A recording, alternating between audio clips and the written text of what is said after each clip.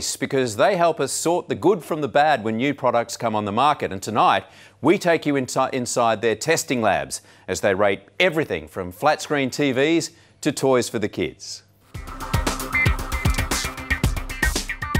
We do a lot of testing at Christmas time. It doesn't necessarily mean that it is actually going to do the job. Price is definitely not the best indication.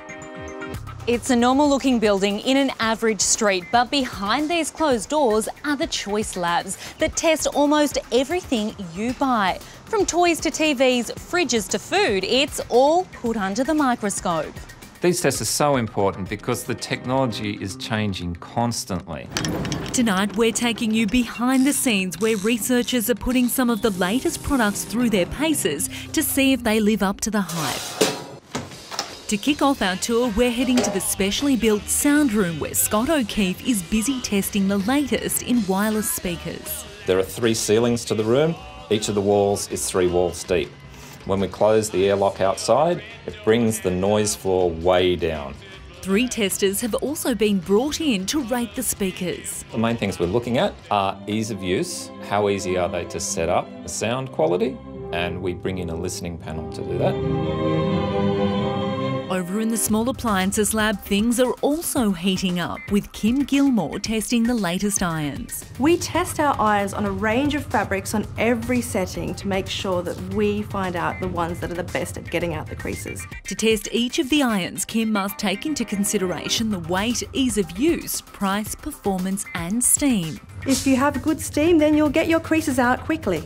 For all the bells and whistles that you might see on a product, it doesn't necessarily mean that it is actually going to do the job. We'll have more on those results in a moment, but first it's off to the rig room where Chris Barnes is taking us through just how rigorous some tests can be. We've got our rolling rig, our curb mounting rig.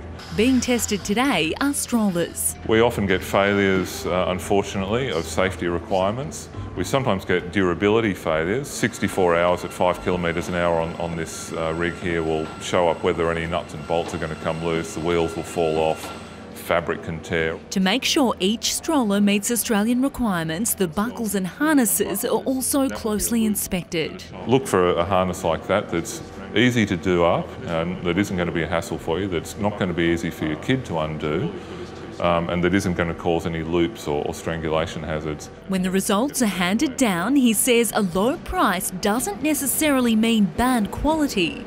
It's not the only specially built device in here. This purpose-built structure has been designed especially to test the life of LED light globes, a test that can take months. They have a lot of rather extravagant lifespan claims. You'll see lifespan claims of 20,000, 30,000, 50,000 hours.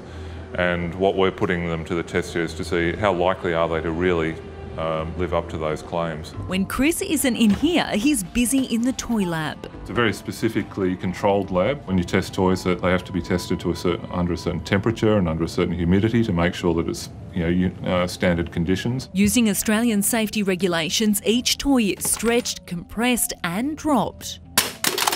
If you can pull the piece off, then what we do is we put it into the small part cylinder and see if it constitutes a small part. Now, if the piece that comes off is too big to fit in here without forcing, then again, that's not a problem because it's too big for a kid to get into their mouth. While the plastic and paint can also be tested for harmful chemicals.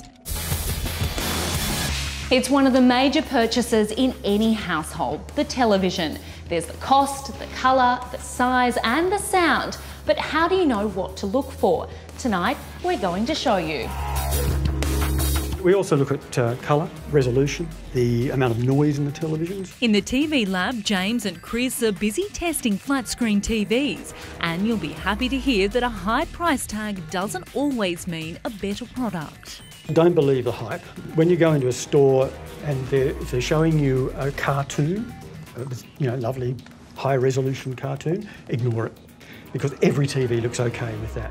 What you'll want to look at is normal, standard definition television. And when you are shopping for a new TV, remember to look at the whole package. One of the other things that have changed is the remote control. And this is actually a tiny little thing. It's a pointer. For some people, this will be a boon. It'll be terrific. They'll love it.